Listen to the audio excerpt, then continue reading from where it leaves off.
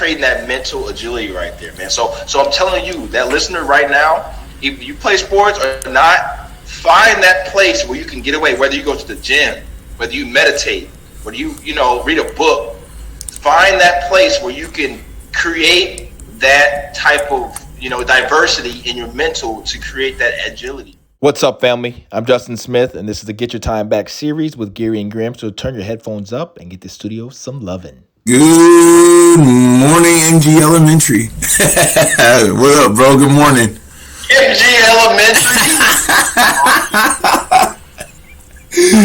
Mr. Trip Hammer was not tripping. Every morning he did on point.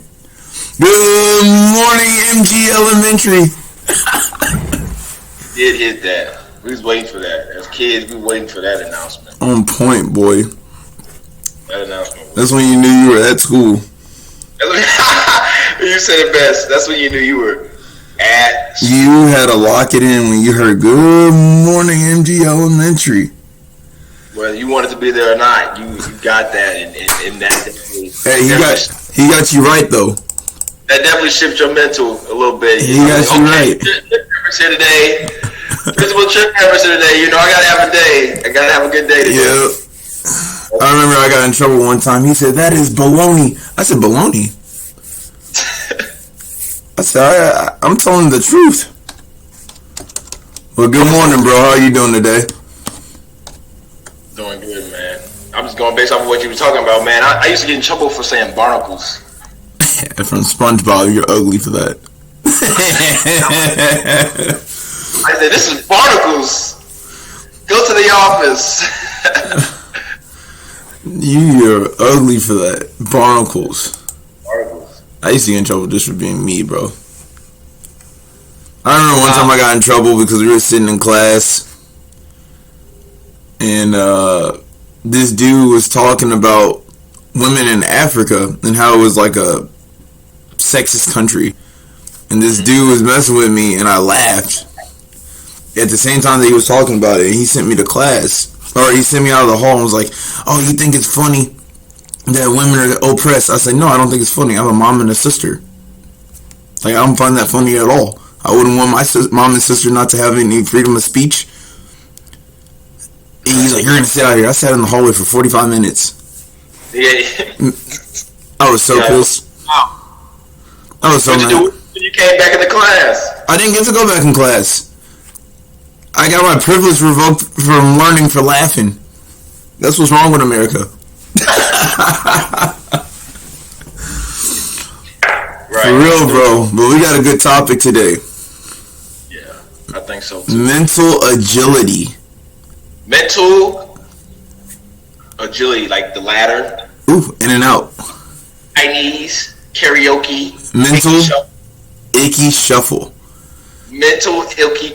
In and out up. In and out up. You gotta keep those feet moving. Keep those feet moving. Oof. They keep it moving. Oof. This is a good topic then, because a lot of people are facing a lot of agilities right now in their life at this time. Man, yeah. And those agilities are big. That transition to 2021 is really the foundation to how you see yourself in the future, because we've been through a situation where everybody has felt pain, everybody has been down. Pandemic, it ain't nothing to play with, but at the same time, it hasn't skipped anybody. You know what I mean? Mm-hmm. It hasn't skipped anybody. If you haven't been caught by the pandemic, God bless you. God, you did it. You're in the top 1%, but it's not up. So don't even think you good. But it's not over yet. You know what I'm saying? What they said the other day, you got 1% to 2% of the nation vaccinated, and we won't be back to normal till we get to 70 to 80, 85%. The vaccine's been out for like 1 or 2 months already. Look at the rates, bro. It doesn't seem promising most. It's alright, but you gotta stick and move. You know, one thing that is instantly when you said mental agility, in and out, one thing that I've been telling myself, because I'm getting back into like these boxing courses and things like that, The hard part is not doing the physical work, bro. I get in the ring with myself every day. Every day I wake up and try to find some motivation. You know, like, and I don't mean that like in a pathetic, pity way. I mean, like, every day you have to wake up and get motivated for something. That's everybody. You know, you walk around unmotivated for too many days, you get passed the hell up. You know, so I think that being able to get in and out of a bad situation and not standing in a good situation too long to where you get complacent. Yeah, you know what I mean? So when you're going through and you're talking about mental agility, to me, is being able to be lucid, you know, to be able to, you know, kind of thrive in a situation, get into your consciousness and remember why you stay hungry and get back to that hungry phase. I don't think you get, I think your most effective mental state is when you're the most hungry. You know, when you're full and you're getting fulfillment, that's joy. I don't find motivation. It's like comfort to me. Yeah, I don't find motivation in comfort. You know, I want to be comfort when I don't have to work anymore, and my kids and my grandkids are set, and then my only job is teaching them on the blueprint. You know, and that's what I think. You know, it's gonna take me a minute to get there. I got some pieces I gotta add in to my own personal life. You know, and that's where my motivation is. You know, and everyone has them, bro. You know, I'm 27, right? I don't think someone who's 70 will tell you something even different, and I think that's what the young kids are learning. So I think it's up to young people like us to tell these young kids, look, it's not all gravy, but you gotta grind, and when you get there, you get there.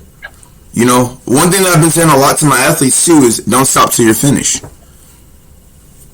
You know, and I think that's really, I used to tell myself that all the time in Pro Bowl is don't quit till you're finished, bro. You know, and I still haven't quit, so because I'm not finished with it yet. You know, so this is kind of when you say mental agility, that's where I'm coming from with it.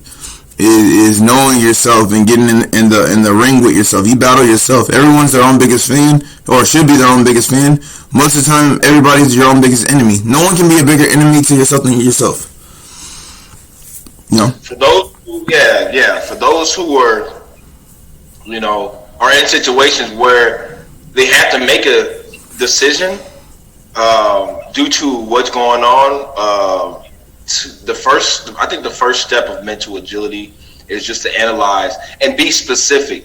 Okay, if you go into it as a broad thing, like everybody this, everybody doing this is why I do this. You know, if you go to it so broad, it's hard to really hone on that problem or really focus on that shift because you're so, you know, it's too much. If you focus on that one main feature that you know is the reason what's causing you these tragedies, it'd be more. I mean, that you'd be more accurate when it comes to that adjusting and agility to that situation in your mind, at least in your mind. Right.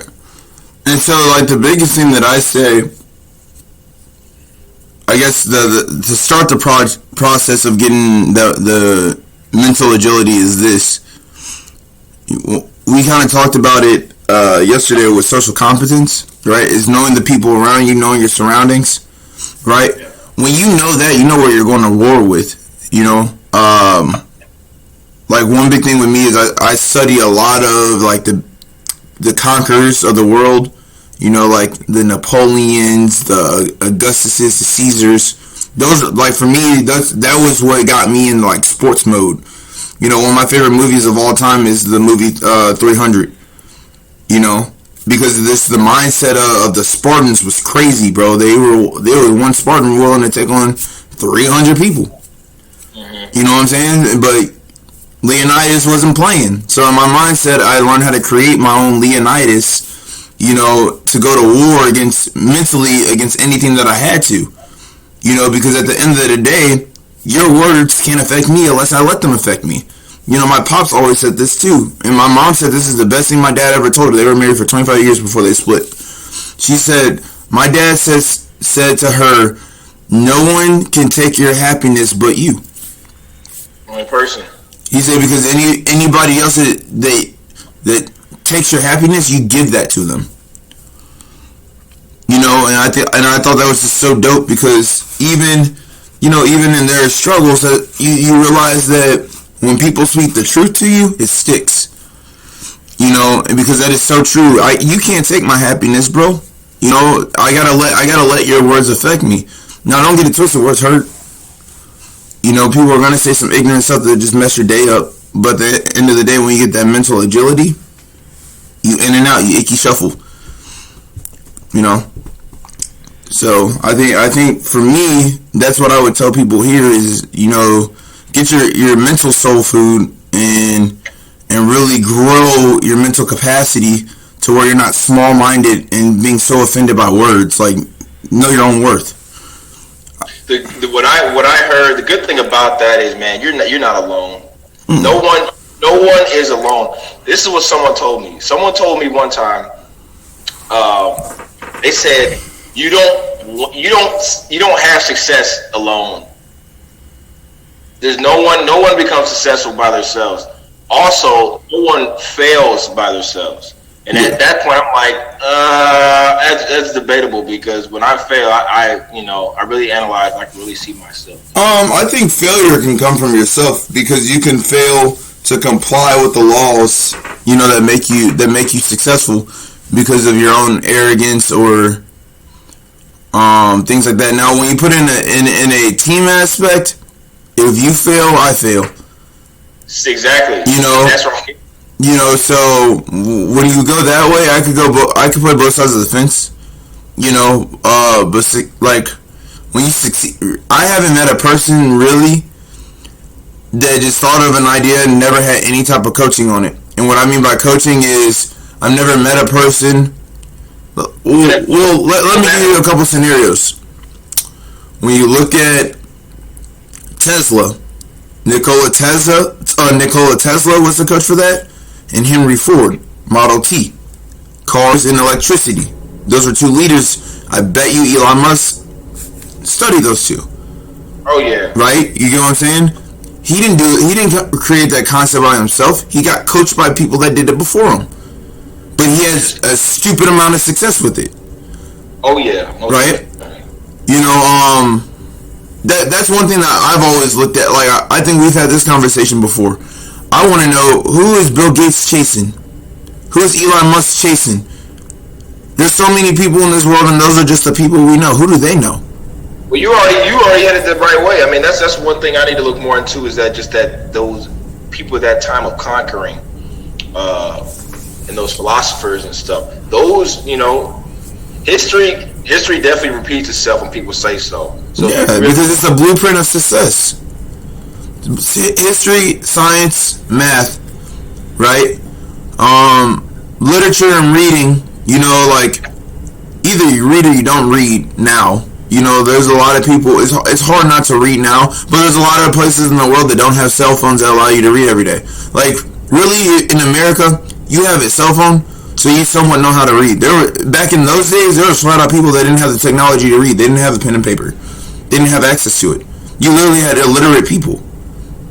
You understand what I'm saying? So, like, when you're going now it's utilizing all the tools that you have. Technology is everywhere. Even if you're homeless, you can go read a billboard. They didn't have billboards in the 1800s. There's so you can go, and I don't knock people's situations. I'm just letting you know where the world is. You know what I'm saying? Like, Lord forbid that I'm ever in a position where I'm homeless. But the biggest thing that I've learned is, one, I even study the bad leaders of the world, so I know where they went wrong. Like, a lot of people, here's one thing. A lot of people will say Hitler was a great leader, just a sick person. Well, what made Hitler a good leader? How about that one? They really shy you away from, the who. Not really. I mean, they really shy away from the who, which brings ignorance to the how. Right. The how they did it. Right. You know what I mean? Well, here's the crazy part. Because when you think of that, Hitler led a whole country behind his movement. A whole arsenal.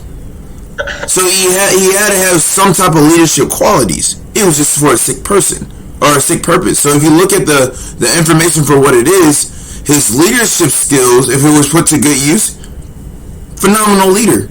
But his mindset behind his skills made him a horrible person. Same way with King Leopold, who was before Hitler. Okay. And did the same thing, I believe, to Africans. I think he killed like 8 million Africans or something like that. Man, oh man. If I'm not I know that he for sure did a massacre. I'm just not 100% on what group was under attack. I'm pretty sure it was Africans. You know, and that's crazy. So some people probably thought he was a great leader. You know, because when you get so many people that are, one man couldn't complete that mission. You know, it is sickening that people get away with that, and how people could ever think that's okay. Like I'm not a believer in killing. I just don't. For me personally, and that's just because of the environment I grew up in. Right, I understand there's other ways around having to kill somebody to resolve a problem. Right? That's the mental agility that I was able to build up around tough situations. That has to do with competence too. That has to do with your right. So, and this is a conversation where hopefully, if you're in that environment, you look at ways to get out of it and to make yourself safer. You know, so one thing that I try to look at is, you know, I learned that instead of throwing these on the streets, right, I learned how to just outdo you in business, or outdo you in my own hustle, or just do myself. Like if you want to compete with something, I'm about to make my life and my gains a lot better. I don't have to dog you with my hands. I don't got time to go to jail for nobody, not even myself. I'm not even gonna put myself in a position to go to jail, so I don't want to go to jail for you. You know, like if you get to that point, there's you. You know, and I'm also a believer in this too. If I'm allowed to talk to most people in a situation in a disagreement, it won't end in violence. Right? If I get put in a situation where it doesn't allow me to do that, it was an ignorant person. They just wanted to do what they were gonna do. You know what I'm saying? Like, and that's how people get caught in situations. And I try not to be in an environment where I get caught in situations. You know, and that's just one thing I paid attention to. I had a situation when I was young that made me grow up to that. I realized that some people don't play the same games that you play. You know, and you just gotta play the field and play your field and stay in your court. You know, when it comes to certain things, bro. Like I made a post probably like 2019 that said, are you willing to cross lines and switch lanes? And I said I am. When you talk about career choices and when you talk about talents, I will always cross lanes and switch lines and cross the line that people don't think you should cross because they want to put you in a box so they can control you. You know, I will always cross those lines. But when it comes to crossing lines in terms of violating people, I ain't crossing those lines, bro. You know, and I think that if you're listening to this is a big thing for you to understand, is creating those boundaries, what lines you will and won't cross.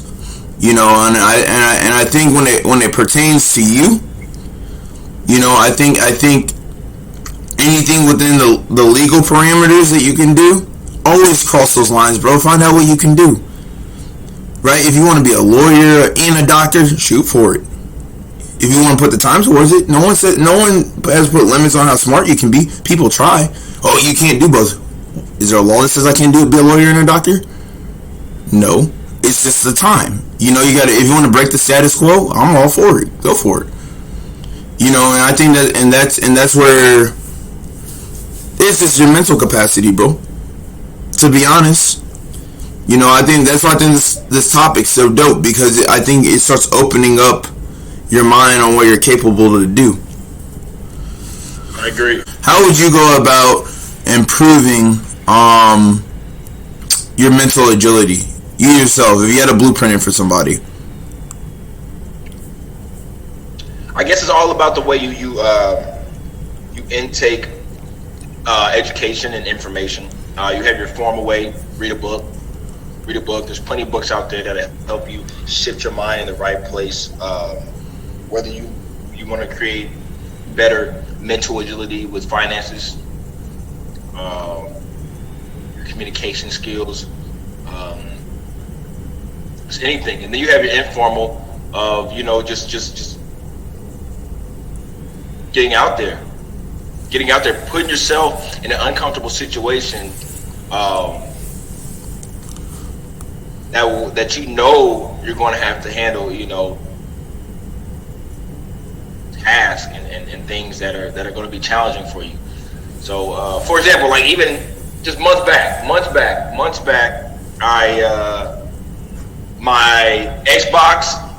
PS4 and my music subscription got declined. Okay, finances were all over the place. So my PS4 and my music subscription got declined. Okay, so at that point I'm like, dang. Okay, so now I have to make a decision. Okay, the decision is to get some money so I can get my music and my PS4 subscriptions back, or it's time to change something and change something big. Get rid of something. So I decided to sell my PS4. I sold my PS4, and I had a few $100s to my name at that time. So my PS4, man. And this is prime pandemic, So I got a little extra cash, I'm feeling a little better because at this time everybody's not in the best situation. So I had a decision to make.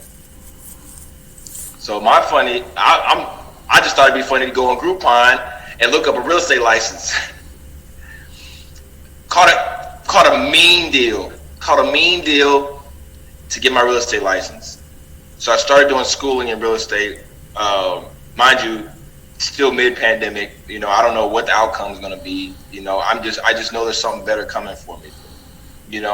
So mid real estate license. So I'm 3 classes in my real estate license, and I get hit up from a lady by the name of Miss Sargent. She calls me up and she's like, "Hey, I have an opportunity for you. I see that you're getting your real estate license. I saw that you were posting that you're getting your real estate license, and I have a financial services opportunity for you. You get to learn about finances, and you get to not only learn and grow your own and give yourself a foundation, but you can help people around you." So I'm like, okay, well, what's the catch? It sounds like a pyramid scheme. What's the catch? She's like, well, the catch is you get to work hand in hand with Marshall Faulk, NFL Hall of Famer. I'm like, okay, there's something going on here. What is it? What's the catch? There's no catch. She gave me that opportunity, and it changed my life. Really, it changed my life. So with that opportunity, what I did was I went ahead and my last $100, Marshall Faulk, he for free, he gave me a financial analysis on what I'm doing with my finances and my income. And he's like, I can put you in a situation to grow your net worth by 100,000.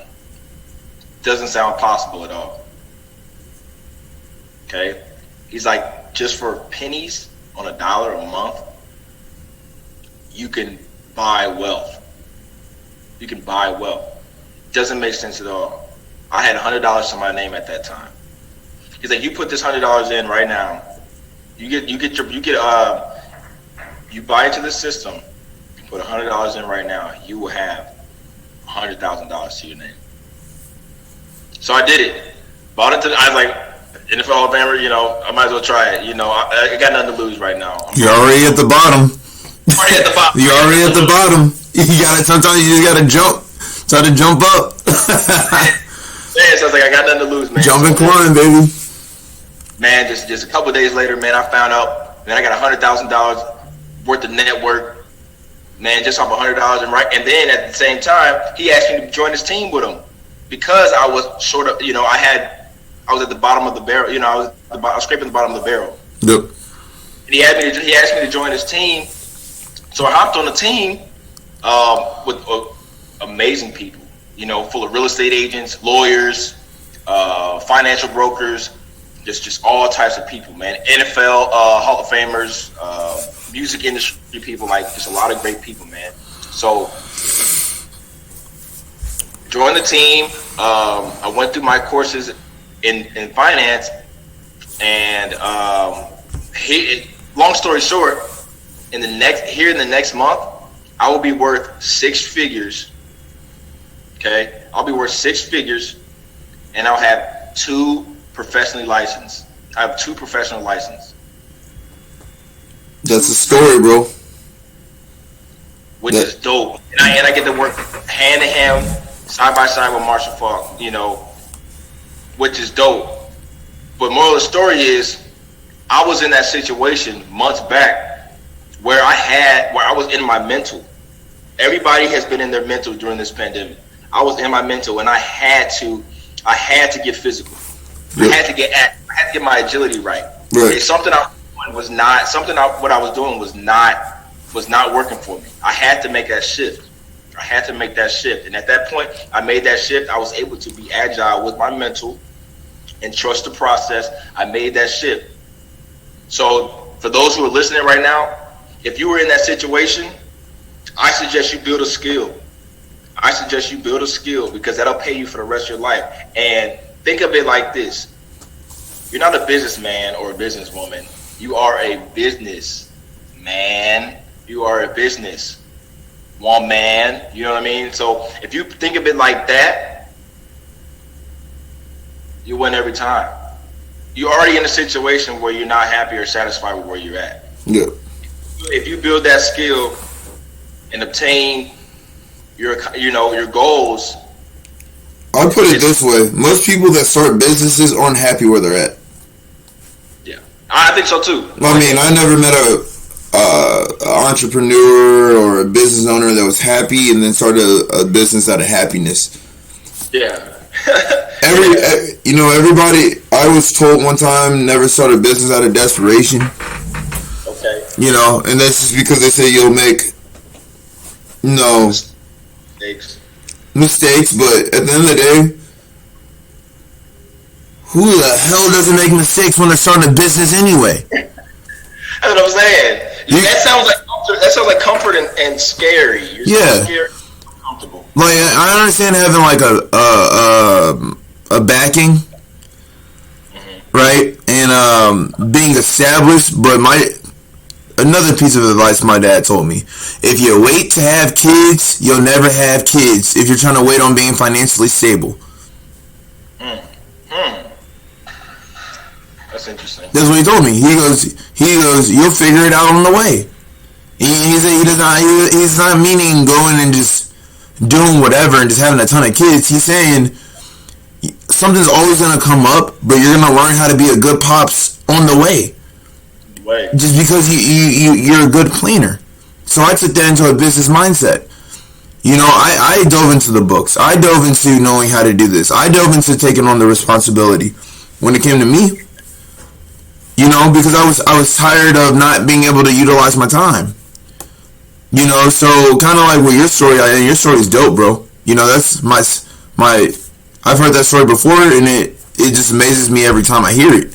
It hasn't changed.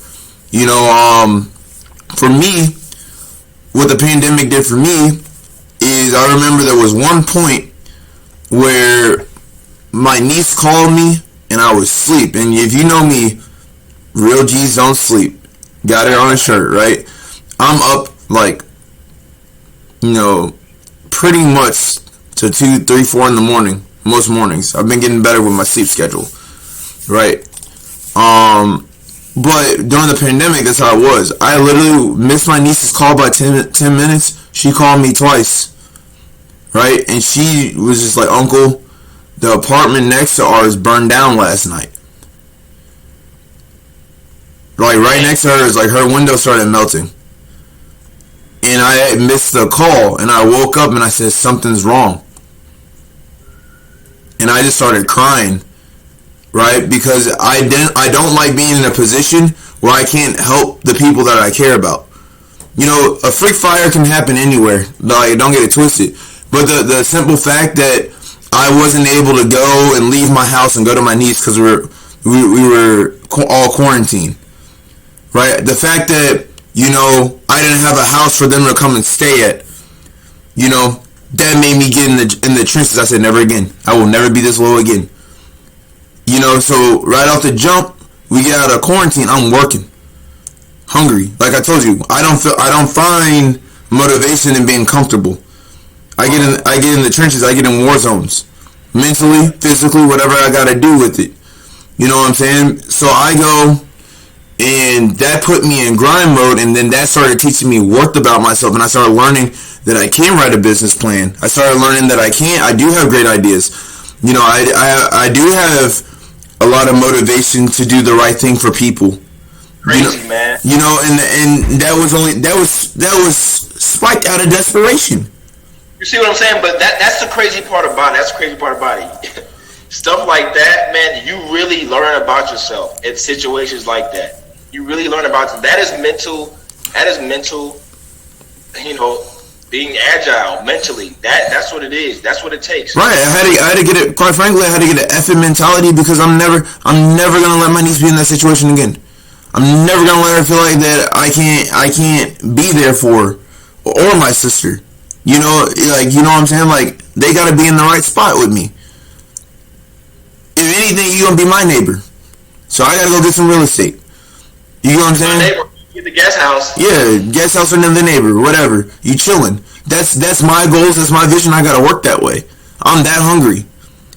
So and I'm ready to get in any arena to do that. Musically, sports, business. It takes stuff like that. It takes that uncomfortable feeling to be able to really see yourself. Some people get in that uncomfortable feeling and fold. Mm-hmm. And fold. You gotta embrace that. You gotta take that in. You gotta know that some good can come out of this. Well, I think we learned that through sports too, because I think like one thing from football that I learned, there was two plays in football that I remember that got me going and really made me fall in love with football. I came across the middle and got smacked, and I caught the ball, got smacked, fumbled the ball, and our homie Kyle Eccles grabbed it out of the air and took it to the house. Kyle did? Yes. My first football game ever. Check him on this video. Huh? Outside. Look, buddy, that is a good dude, bro. Shout out Kyle. But he like, for me, that was so like demoralizing. My first football game, I catch my first pass, right? 15, right? I go across the hill, smack, oof. Ball gets picked 6 because I didn't hold on to it. Guess what? Now I gotta secure the bag. I started working that way. I was like, all right, when you go across the middle, we going in the war zone. Catch the ball. After that, it was over with. And then after that, I started playing QB. I started being able to understand reading defenses and picking apart defenses and knowing how to audible and knowing how to do all this stuff. You know what I'm saying? Knowing what set they're in. They're in a 4-3. They're in a nickel. Like, we're in the nickel. We're in the 5-2. We're in the dime. When we start dissecting the game as a QB, that's when I'm being able to run the QB options. My passing came along. I wanted to throw everything like a baseball player. My passing didn't come along until like my junior year. So when you start understanding the game and you really get in the trenches, it evolves you into something different. With baseball, really, what changed me was when I went as a there was 2 things with baseball. When I was 12, I played, or 12, like going into like 13, I played up with 18-year-olds and raked. Played really well. Me and my friend Braxton, who's with the Angels now, right? And we played our butts off, and we ended up winning the tournament, right? And when I tell my kids that now, they're like, "Oh, you're capping." I'm not lying. This is the truth. We went, and we literally were like bad 8-9. By the end of the tournament, we were bad 1-2. Just crushing baseballs. And I wasn't like a big 12 or 13-year-old. I was probably like 5'6", 5'7". And I don't say that's big, but it is big. The average height is 5'9". For a man. So we're out here, playing the game, right? That situation grew me up because by the time I was 14, I already knew I was better than 18-year-old. So I went into high school saying, I'm the man. And you were surrounded by 18. You were in your mind. You low-key surrounded by grown men, so you were uncomfortable at that point. The whole time. So at that point, you took it personal. The thing about that is, you took that personal, but you didn't take your growth selfishly. Well, also I didn't go in there thinking. The biggest thing that I see with athletes now is they give too much credit and don't play the sport. And I've had the same talk when I train my niece, because I will flat out play my niece when it comes to like basketball. Because I'll play my niece in basketball and she would be like, "Well, you're a grown man, you should beat me." I said, nope, we're not going that route. Play the game, because if you're good, you're good. If I'm bigger and stronger than you, outplay me, get me on defense. Outsmart me. Right, and so I have kids now. Well, I'm 15 and I don't want to play 18U. Well, do you want to play varsity? Yeah. Well, that's 18-year-olds. Like I don't hear that junk, and I guess I'm just wired different. I'm not if I have to be, like if you put me in the arena, I am a hard ass, but by trait, no, bro, I'm chill. I'm a fun, go-loving guy.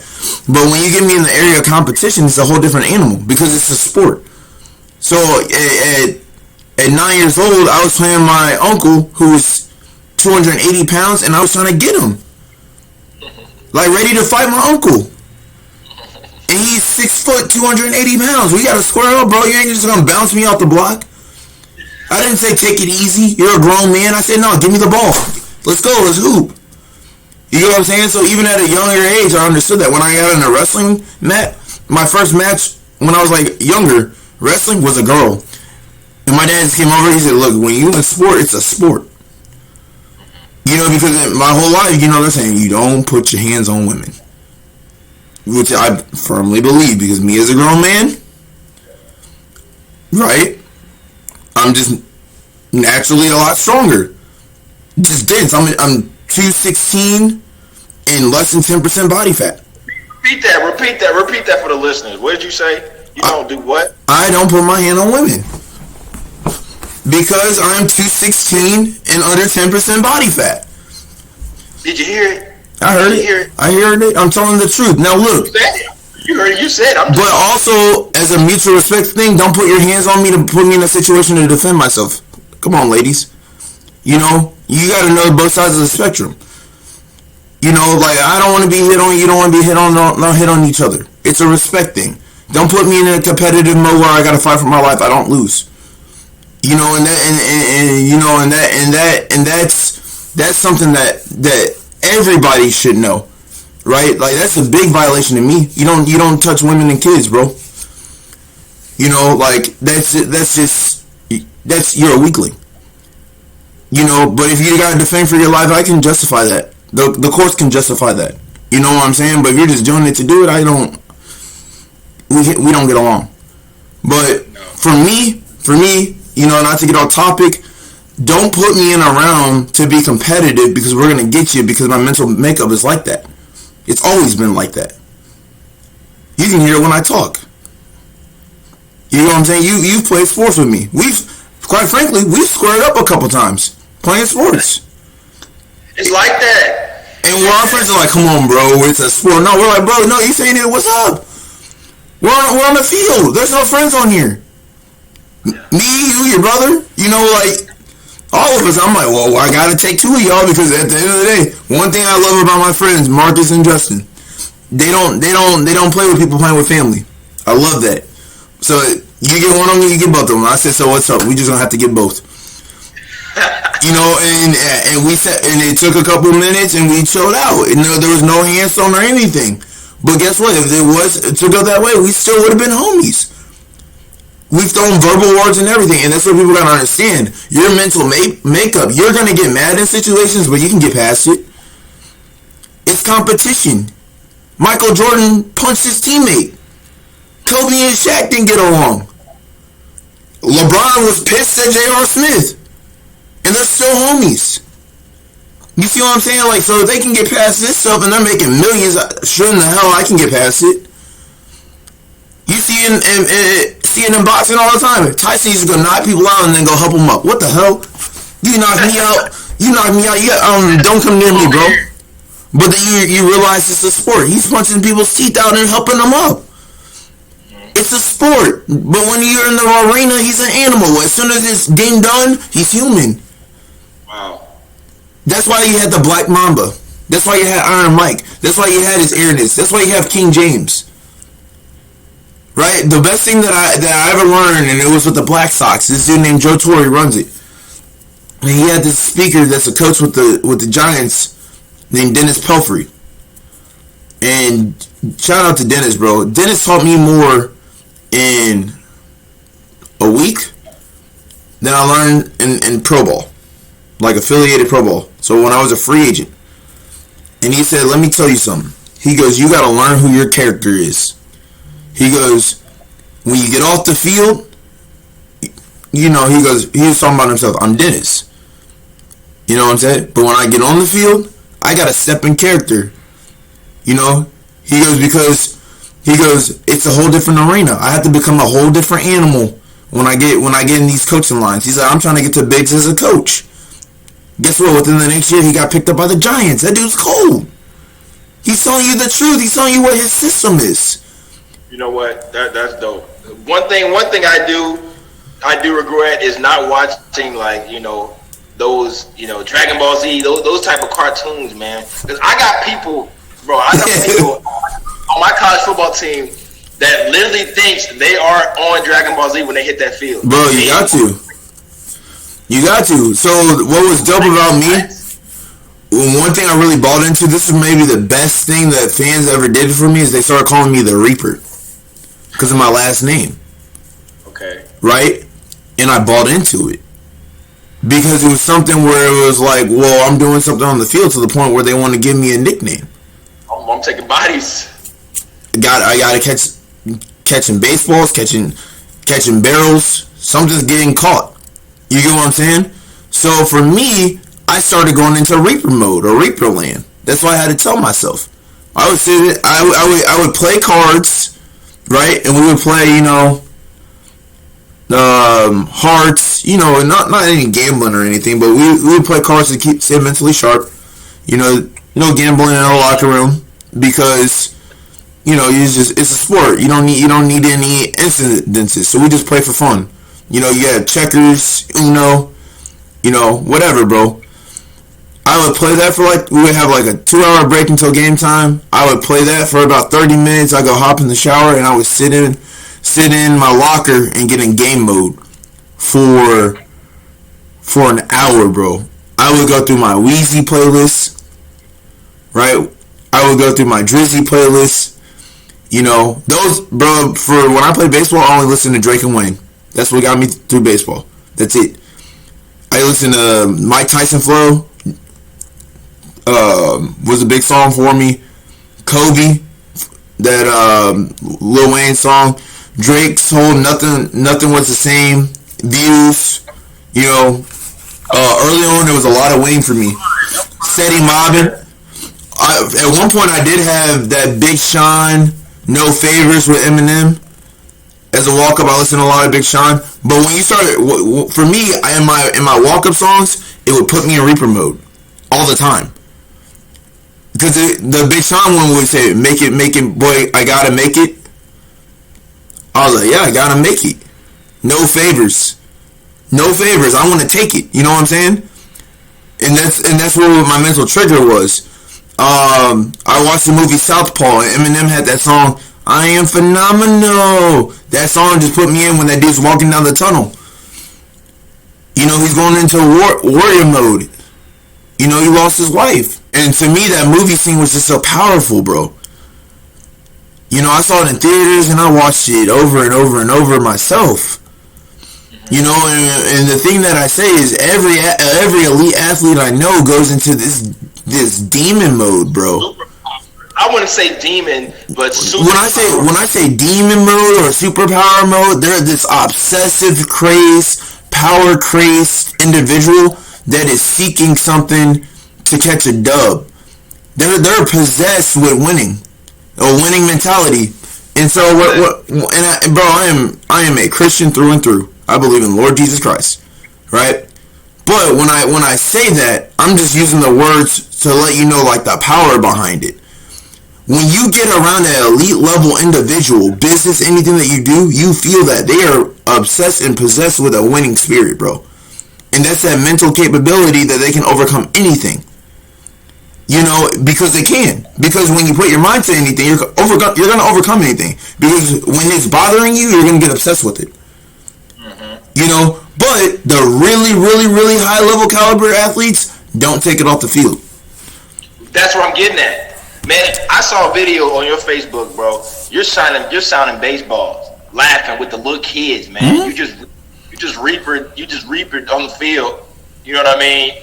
You just spaz on the field, reap it on the field. Nobody can talk to you on the field, but game got off, game's over. You signing baseball, laughing and just joking. Well, that's mental. That's mental agility. Right, because at the end of the day, right, and I went through something pro ball where, bro, I didn't want to be around nobody.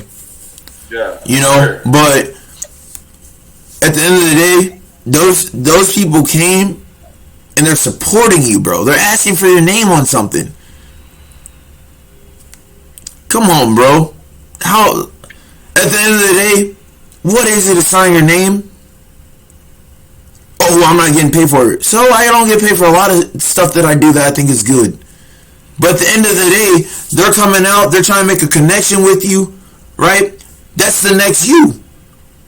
Mental agility creates longevity. Yes. So in that situation, when you signed that ball for free, you knew that in the long run, at some point in your life, that you know what I'm saying, that signed ball is gonna mean something. I mean, well, it meant something to me too. You know, I enjoyed every signature I had, bro. I have some crazy stories about having to sign some signatures. I remember I was down, and here's a story. I was in Lexington, Kentucky, where the Royals play, right? And it was funny, bro. At first, this dude was trying to heckle me, right? And I'm in right field, and he's talking to me, hey, Grim, blah, blah, blah. Just let me have it. I turn around, I go, what's up, bro? And he was laughing. I said, what's up, man? How you doing tonight? You having a good night? And I'm talking to him every inning. I ended up breaking the bat. He got this broken bat from me, and then he posted and hit me on Twitter. It's like, bro, I met the dopest player tonight. Shout out at your boy, GG3. That agility, boy. I could have turned around and been like, bro, what the heck? What do you want? What? Shut up. Security, get him out of here. Move. Yeah. You know what I'm saying? But I turned around and said, what's up, bro? When I was in Greensboro, we want biscuits. Chanting for me to strike out. Biscuits. Biscuits. Right? I'm going to right field. Strike out. We want biscuits. I said, I want my job. He started laughing. We're real people, bro. We're just like them. I used to argue with my girlfriend. Just like they argue with their wives. They're just coming to the game to have a good time, probably to get away from some crap. You know what I'm saying?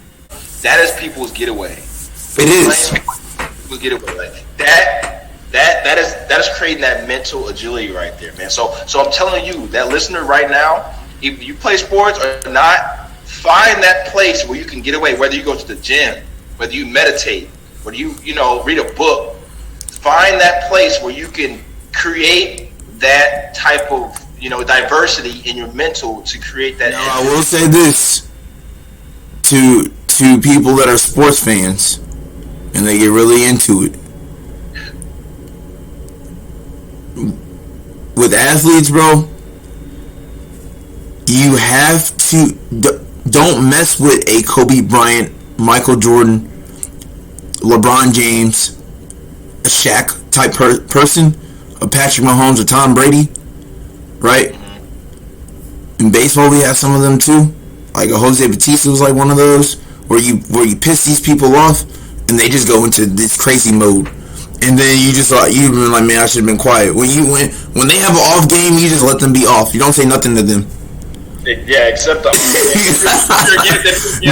remind them that they're off that night. Just say nothing. Just take the gift. They got agility.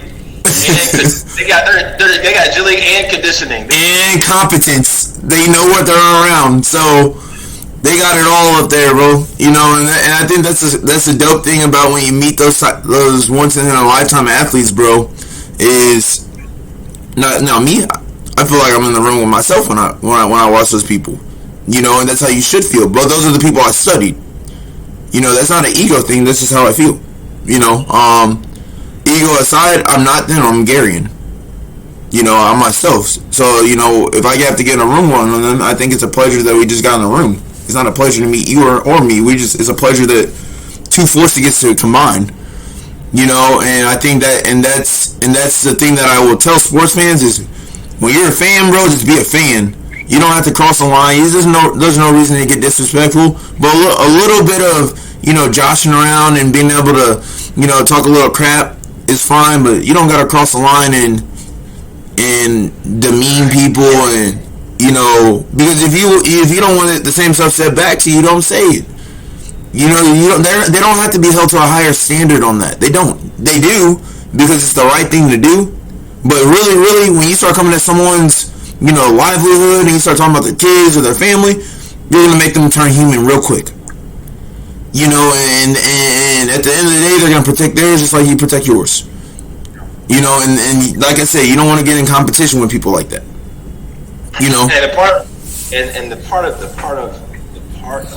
mental agility, it always comes down to mindfulness.